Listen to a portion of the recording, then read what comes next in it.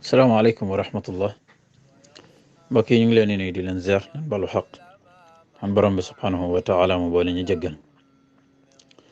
xadiisu léew mi dafay wax qaala rasulullahi sallallahu alayhi wa sallam ayuma mraatin staatarat fa marrat ala qawmin li yajidu rixaha fa hiya zaniya wa kullu aynin zaniya arraawi abu musa al ashari xadiis bés bi yonent bi sallallahu alayhi wa sallam nee na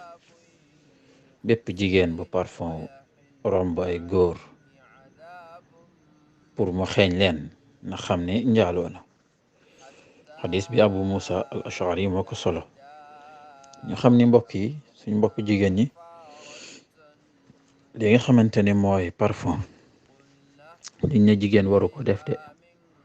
waaye tamit sharia dafa tere muy jëfandikoo yenn parfum yi nga xam ni dafay am xet mu am doole ba bu rombe ay nit mu di leen xeeñ loola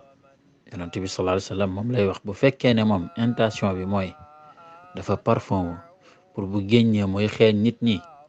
bu rombee ay góor ba muy xeeñ leen bu leen xeeñee rek seen xel mën na dem ci moom loola mooy tax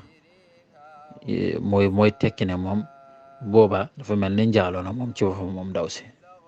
donc képp ku mu fitnaal ci parfum boobu rek na yëg ne moom njaaloo na loolu ñu bàyyi ci xel bu baax moo tax ñuy bàyyi xel bu ñuy jënd parfum yi ñuy jëfandikoo di ci sóoraale li nga xam ne moom mooy limitu charia yi ndax buñ ko xëttee rek yàlla moo ñu gën a xam suñu bopp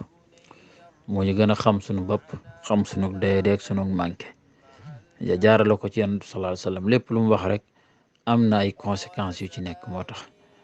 loolu nag dañ ci war a tenir compte balaa ñuy tàbbi ci li nga xamante ne ay pièges cheytaane la yal nañ ci yàlla musal qul qawli hada wa astaghfirullah al-azim li wa lakum wassalaamu aleykum wa rahmatullahi wa barakatuh